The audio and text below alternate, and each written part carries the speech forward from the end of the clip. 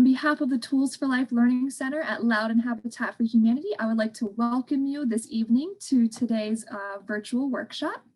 We are going to be discussing red flags in the home inspection process. My name is Amanda Bollig, and I'm the Program Project Specialist here at Loudoun Habitat for Humanity. I oversee our home repair program as well as the Tools for Life Learning Center.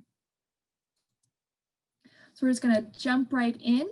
For today, we're going to discuss the top 5 red flags in the home inspection process, or that might show up on your home inspection. And in the course of going through those top 5 kind of areas, we're going to discuss some solutions to be able to remedy those top 5 areas of concerns. Joining us today is Jay, who you will see on the screen here. He is the owner and inspector of National Property Inspections here in Loudoun. Jay has been a great help to us here at Loudoun Habitat for Humanity. He presents in our Home Buyers Club, which is part of our home ownership program. And of course, he helps us with some of our home inspections on the properties that we use in our home buyers. So Jay, thank you for joining us. And if you have questions for Jay during the course of his presentation, go ahead and use that chat box to enter in your questions, but we'll answer them at the end of Jay's presentation. All right, Jay, I'm going to go ahead and pass it off to you, and then you can just let me know whenever you're ready for your next slides. Okay, thank you, Amanda. All right, so when we go and do a home inspection, our job really is to completely pick apart a house. So all homes have issues, even new ones. So solutions can vary from simple fixes to major repairs. It's important to recognize the severity of a home's defects prior to making an offer. So we try and help you understand what you're looking at, whether it's a big deal or not a big deal. So we're going to start off with site grading and drainage issues. So high grading around a foundation is one of the most common issues identified on inspection reports. The proper minimum clearance between the facade and the soil should be 4 to 6 inches. So if you look at the slide on the left where it says right underneath of it, you can see the concrete foundation, and that's actually a stucco house. There's about 4 or 5 inches there. And then high grades are most commonly found in planter areas. So a lot of people might build a planter with some 4x4s or some stone and then fill it with mulch. And now you've got dirt and moisture being held up against the house. So that's one of the things that we want to avoid. And you kind of create your own issues that way. So we call that poor earth sodding clearance. Another thing that can happen is termites and insects and things can get up behind the siding or brick or whatever. So this is a house under construction. You probably wouldn't see it this severe on a house that's finished, but this is kind of done so that you can understand what we're looking at here. We call it ponding, even if it's not raining outside, but ponding water around a foundation can cause a lot of problems. Some of it can be support and settlement for the footings. It can also put enough water against the foundation that moisture can get through, and it can rot the interior framing. Behind that brick is a porous product. Behind the brick is a 1-inch air gap, and then there is plywood in there. And if all that gets wet, you just grow mold and rot, and it can be a big deal. Another problem is with hills. So a house built on the side of a hill where they've cut into the hill. If you've got poor drainage, you can see where it'll start to erode underneath the foundation and the footing, and it can create significant structural damage where the house will start to literally slide down the hill or roll, and you'll get all kinds of cracks inside the house as well as in the foundation itself. So when you're looking at a house, even on a very flat lot, if you were standing at the street and you looked at the house, it should look like it's sitting up about 1 foot or 2 above the yard. And if you look at this little illustration, you can see how it looks like water is being diverted away from the house. There's a hill in the backyard. running into the backyard, and then you've got some swales running the water around the house. So even on a flat lot, if you stand back and you look at the house, it should look like it's sitting up just a little bit in the air, and that helps keep the water away from the foundation. So gutters and downspouts should always direct the water at least 5 feet away from the foundation or into site drainage system. So right here, we see this a lot. You see where the gutter is just draining right against the house. Water is ponding there. If the house has a basement, maybe it has a sump pump. Sometimes it'll drain against the foundation, go into the sump pump. Sump pump kicks it back out. It drains against the foundation. It gets caught in this loop, and it just creates all kinds of issues. So those little tiny plastic pipes that you hook on there from Home Depot, they're great, and they're not very expensive. That's something that you'd want to do to get the water away from your foundation. So moving into the house, drywall cracks. So like any other material, drywall expands and contracts with temperature. Okay, so hot in the summer, cold in the winter, moisture, another thing, humidity can cause drywall to crack. So what this is here, this picture is, it's a roof, excuse me, a ceiling and a wall transition there, and there's a crack at the ceiling and the wall. You'll see this a lot on maybe the second floor of a house, or if it's a first floor rambler house where the roof trusses are directly above that. It's called deflection there from the roof. It's called truss uplift. So the roof trusses actually move. They expand and contract in the summer heat and the cold winter. And as they do that, the wall moves a little bit, and you'll get a crack there. And that is not a big deal. It's something that's very normal, and that kind of thing just needs to be repaired from time to time before you would paint. When you see a diagonal crack like that one, that usually means foundation movement. So if that was at a door, let's say, you may see it on one side of the room, but as you go through the door, you would probably see it on the other side in the same place, and the door probably wouldn't shut properly. Same thing at a window. The window may not open and close properly or at all. And what that usually tells us is that there's some kind of foundation movement or something is going on that's causing that. So if you think back to that previous slide where it was on a hill, and I'm saying like the house wants to slide down the hill or roll, that's what happens on the inside. It needs, something needs to give, so it wants to crack right there. So here's a little diagram of a house. So they're showing just some cracks on the outside. And what's happened is, so your inspection report is going to identify some of the causes for the drywall crack. We may talk about truss uplift, and it's more of a cosmetic issue. Okay. If we've got some of those diagonal cracks at the windows and the doors, we may be explaining that there's some concerns with the framing. We may have been able to identify that based on if the basement's finished or unfinished. If there's a crawl space, there's certain things that we can look at. If it's not, we may have some limited observation because everything's finished and you can't see behind there. And certain things, depending on the severity, we may end up recommending a structural engineer to take a look at certain cracks. So just be aware that not all cracks are cause for concern, but some may very well be. Okay, so foundation cracks. So true or false? She beat me to the question. All concrete foundation cracks are a serious problem. So think about that for a second. Are all concrete foundation cracks a serious problem?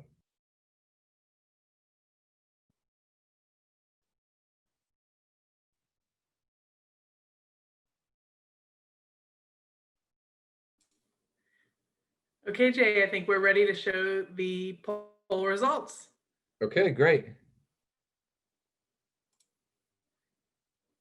You see them? Wow, it's split right down the middle. So, all right, next slide. All right. There you go. All right, so false. Okay. Like drywall cracks, not all foundation cracks are a serious problem. So most concrete foundation cracks can be easily repaired but understanding their cause is key. Okay. So corner cracks are extremely common and are not cause for concern unless pieces fall off or are removed. And even then, they only require some patching.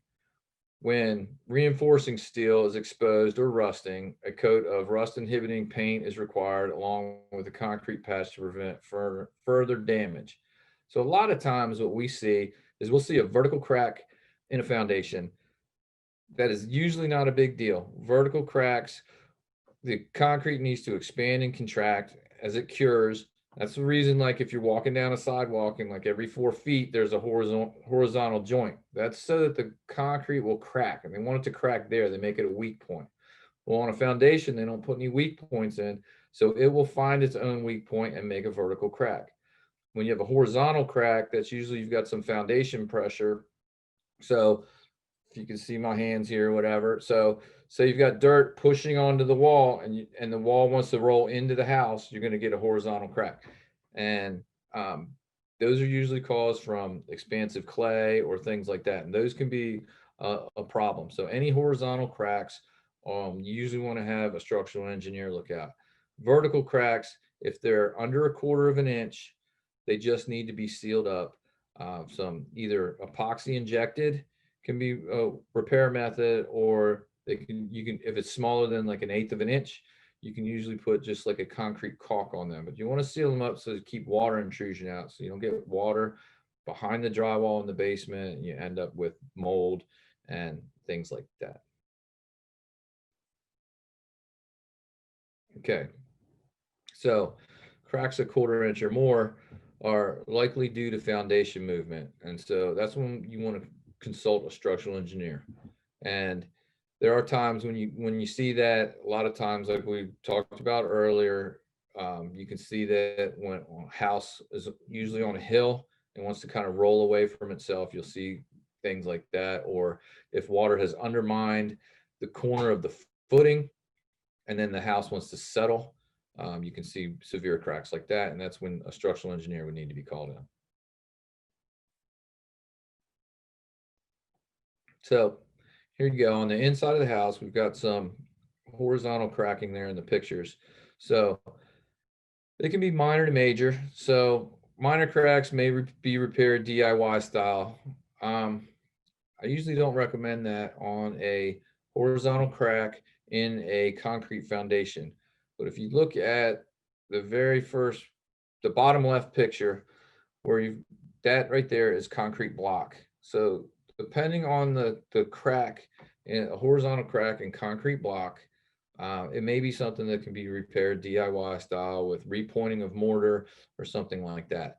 But when you have a concrete wall with a horizontal crack in it, that's when you typically would want to consult a structural engineer. And based on the width of the crack in the concrete block, you may be looking at a structural engineer. I've actually seen concrete block walls that had an inch gap in between them, and you could see the dirt from the outside of the house on the other side of the block working its way through. And obviously, we needed a structural engineer to look at that one.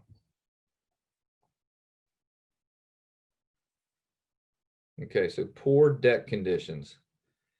So one of the things that you look at, especially on an older deck, is deteriorated or chipped paint. A lot of times people might pour a patio underneath of a deck and the water gets locked in around those posts and they'll start to rot. Or if you've got some poor drainage, like we were talking about before, and water's draining right against those support posts, you'll end up with the same kind of thing. So you want to look at the posts. Okay. Less obvious red flags exist in the support system.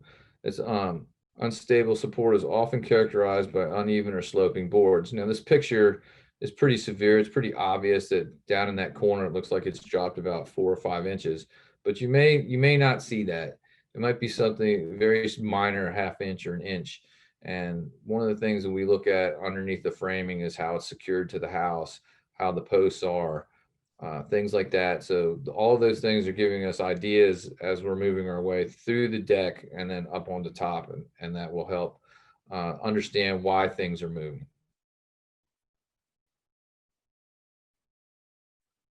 So Industry standards require all ledger boards be bolted to the house, and joist hangers must be installed on every joist with the appropriate type and amount of fasteners. So the ledger board is the board that's horizontal at the house, and it needs to be bolted in an up and down pattern. You don't want bolts all at the same location horizontally, because then you're going to create a weak point in that ledger board and it's going to want to crack on you. So they're staggered up and down. And then the joists are the ones that run front to back from the house out towards the yard. Okay. And those need joist hangers on them. And the joist hangers are the little metal brackets that are attached to the ledger board. Now, those all need to be nailed with a Tico nail. A lot of people will put a drywall screw there because it's nice and easy and they think they're getting a good tight fit with the drill. But their screws are not designed for shear pressure. Okay. So they'll crack and break on you. So you have to use a Tico nail. There is a little tiny nail that's made by Tico, excuse me, a screw that's made by Tico, but it kind of looks like a lag bolt. It's just a small one, and those are acceptable, but no, any other screw is not acceptable. So all decks should have adequate fall protection, including handrails and spindles. So obviously here on the left, that's what we call an open handrail. And if you were there and you tripped or you fell or something, you could fall through there, or small children as well. And then the other thing is the stairs. There's no riser on the stair. It's open riser. So that's another place where if the stairs are slippery, your foot can go in there and you can fall. Another thing that one on the left there has just 2x4 handrail, and that's non-graspable handrail. It needs to be something you can get your hand around, so that if you're falling, you can catch yourself. So we're looking for all kinds of things on the decks, on the deck stairs as well. Okay, so most deck issues can be self-prepared by a homeowner. For any structural concerns, a home buyer can request an engineer consultation. Deterioration can be prevented with adequate maintenance and updated sealant. So that's true. You can go to YouTube and most people can Google, and if they know how to fix it, decks are easy to get to. You can see everything on a deck, and they're pretty easy to repair yourself. So it's important when you're having a home inspection that you go around with your inspector and you talk about the concerns on the deck, because certain things you may see and they may scare you. And if you're explained, you might understand, oh, that's something that I could fix myself. So there are concern because people have been killed on decks, falling and things like that. So don't take it too lightly, but they are things that most people can repair themselves.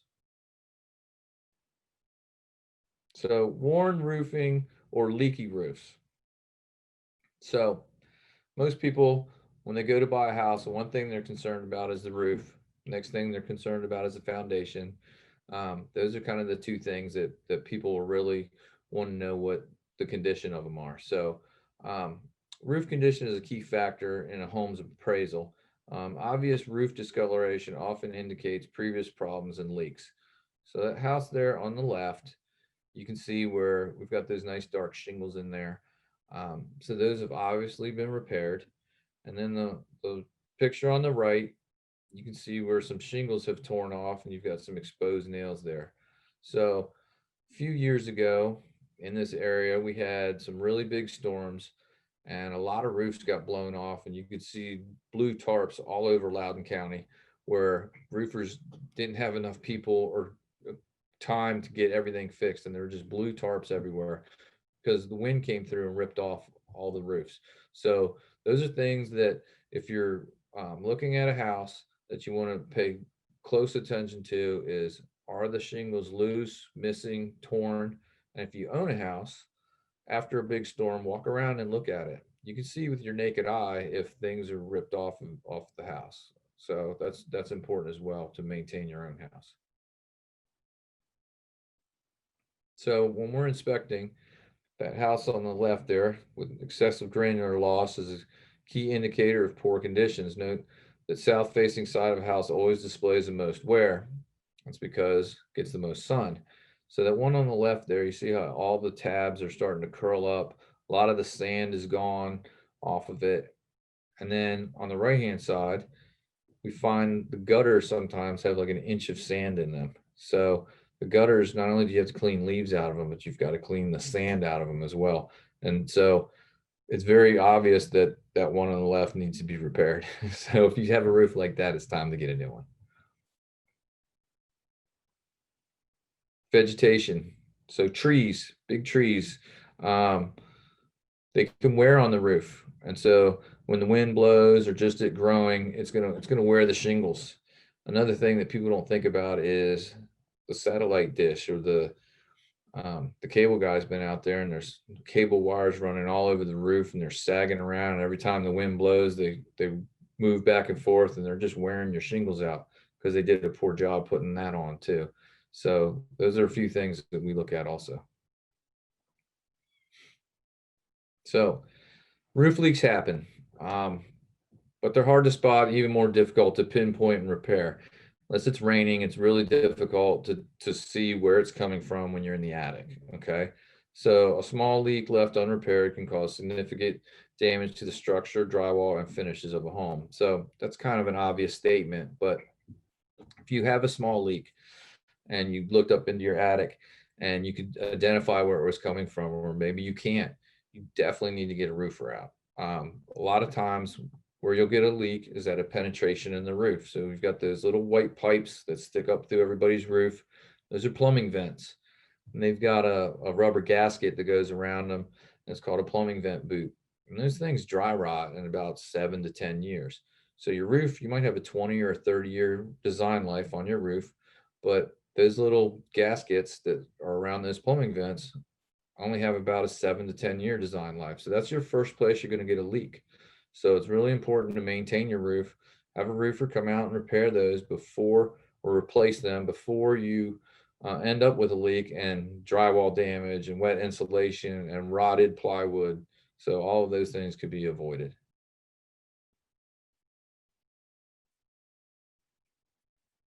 So water stains on ceilings are the best indicator of a roof leak. So a little embarrassing to say, but I had a roof leak at my house from one of those plumbing vents. It was in my daughter's bedroom and I didn't know it. And then she came to me and she said, "Hey Dad, I have this stain on my ceiling. What is this?" So then I was able to go find it. So yes, it's very easy to find a roof leak if you have one of those stains. And then color variation. All right. So if you have like a textured ceiling or anything like that, you can see where people may have patched it. And in that picture there, it's kind of hard to tell, but there's like a crack there because it's a textured ceiling where they add drywall mud to the underside of the um, drywall. And then when it gets wet, it gets heavy and it has to crack somewhere and to fall off or flake off. And so that's what's happening there. And so that would be a sign you're walking through a house that you look at like, hey, there was water there. Has that been repaired? And so that's another way to tell.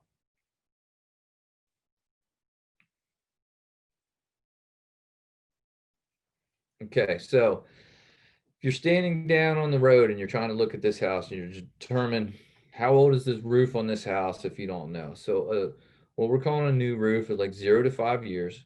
Okay, there would be very little granular loss.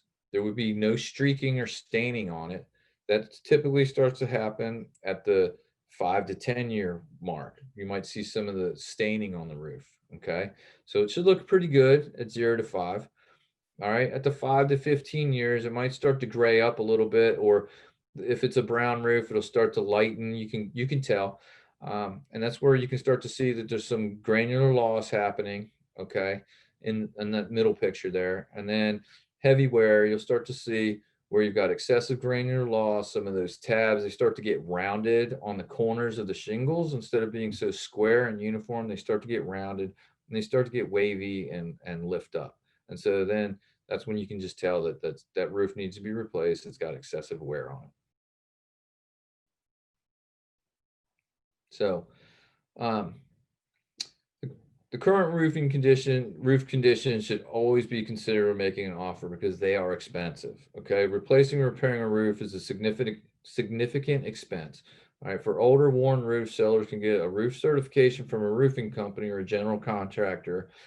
indicating its condition. So if you're getting an inspection, most inspectors are going to tell you, like I will tell you, it's a 20-year design life on the roof, and it's roughly 10 to 15 years old. So you would have an idea. If you Some insurance companies may want to know how old the roof is. They may also want, like it says there, a roofing contractor come out and basically say the roof is in good shape and it will last for X number of years if taken care of. So that is an important thing to pay attention to because they are expensive to replace or repair. So when you're looking at them, just take it like we talked about the slide before. Look at it and see, is it vibrant and look nice and fresh, or is it starting to look streaky and worn? And then that's when you know that it's starting to move towards its older life. So some key points from today. So we talked about the top 5 red flags to look for on your next home inspection and what are some of the solutions. So just keep that in mind. The simple areas there, don't be overwhelmed when you're looking at it, and just kind of go in with an open mind, because we do pick houses apart. That's what we do for a living. So just go in with an open mind. Well, thank you, Jay, for that wonderful presentation. I know I certainly learned a lot and have definitely been in houses where I've seen some of those cracks in the foundation or cracks in the drywall, and homeowners are always curious whether or not they should be concerned about that. So now I know how to tell them, what cracks to be concerned about, and then direct them back to this video as well to learn some more. So thank you for that great presentation. If any of our viewers have questions for Jay, you can go ahead and put them in our chat box now, and we have just a couple of minutes to answer some of them. While we're waiting to see if any questions come through, I do have a question for you, Jay, that I was curious about. At what point during the home sale process do you need to get that home inspection? Is it, pre-sale?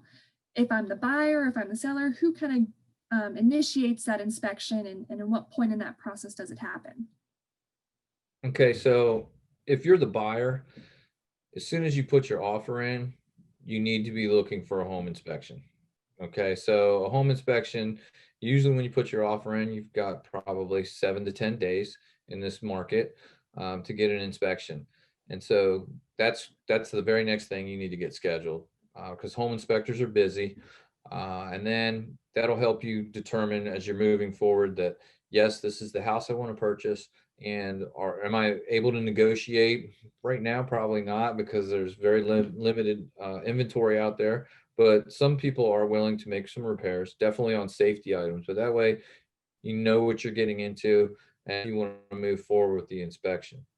If you were going to be the seller, a pre-inspection is always a good idea. I actually do those mainly when, let's say, a parent has moved out of the home and the children are moving or taking care of the home to put it onto the market, and they don't really know the condition of the home because their parents lived there for the last 40 years.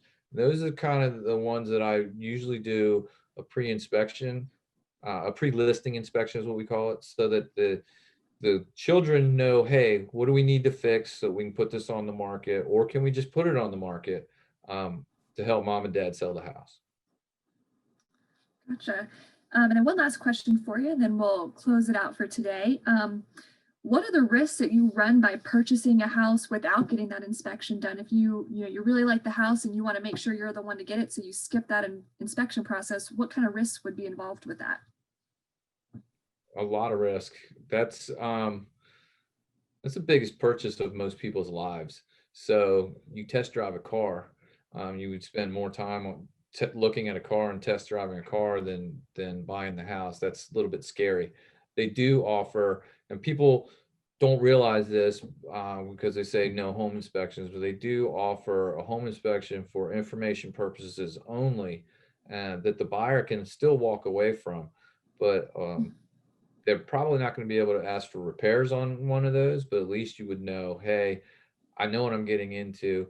I can go ahead and move forward with this. I mean, we find, like you saw there, foundation issues, structural issues in the attic, mold, different things like that. So I would be very leery of purchasing one without an inspection.